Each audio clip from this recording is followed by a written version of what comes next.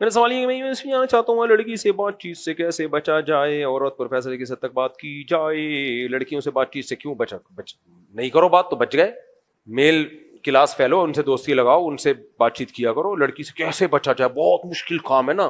جب بچتے ہو تو اٹیک کا حملہ خطرہ ہوتا ہے، بم سے اڑانے کی دھمکیاں ہوتی ہیں. اگر لڑکی سے میں نے بات چیت نہیں کی کورونا پھیلنے کا خطرہ ہو جائے گا دوبارہ.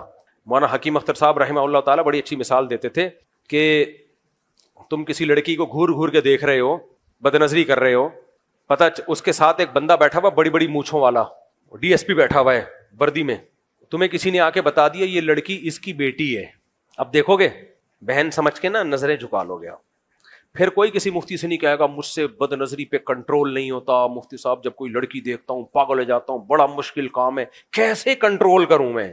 وہاں یہ نہیں ہوگا، تمہارا باپ بھی کنٹرول کرے گا، کیونکہ ایسے جو دیکھ رہا ہے بولا یہ تیری بہن ہے. یہ کون ہے؟ اٹھائے گا ایسے بہن، نظر بھی نہیں اٹھائے گا عزت مآب ایسا سمجھ کے، کہ ایسا نہ ہو کہ میں بہن کی نیت سے نظر اٹھاؤں اور وہ شک کر لے کہ پتہ نہیں کس نیت سے دیکھ رہا ہے. یہ مثال حکیم اختر صاحب دیا کرتے تھے رحمہ اللہ تعالی. تو اللہ کا خوف ایس ایچ او سے زیادہ ہونا چاہیے. اللہ نے قرآن میں کہا یعلم خائنۃ الاعین وما تخفی الصدور، آنکھوں کی خیانت اور دلوں کی خیانت کو اللہ جانتا ہے. تو اللہ کو سب پتہ ہے بھائی، اللہ کا خوف ہوگا تو بچ جائے گا. شادیاں کرو نا، تمہیں موت کیوں آ رہی ہے؟ یہ عورت کی جو شہوت ہے یہ ختم تھوڑی ہو سکتی ہے. جب پراٹھے کھاؤ گے، انڈے پھوڑو گے، گوشت کھاؤ گے، یا تو کھیرے ککڑیاں کھاتے رہو بیٹھ کے، سبزی خور بن جاؤ. جو بھی گوشت کھائے گا اس کا دماغ خراب ہوگا.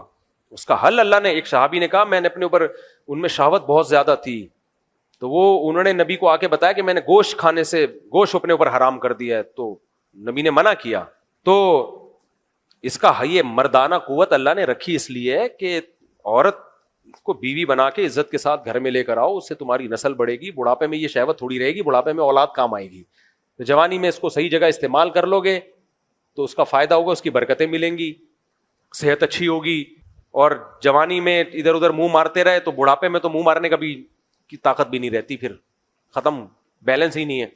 اب بوڑھے لوگ آتے ہیں کہتے ہیں کاش جب بیلنس تھا تو کوئی ترغیب دینے والا نہیں تھا، اب جب آپ کی 4 شادیوں کی ترغیب سن رہے ہیں بیلنس ختم ہو چکا ہے.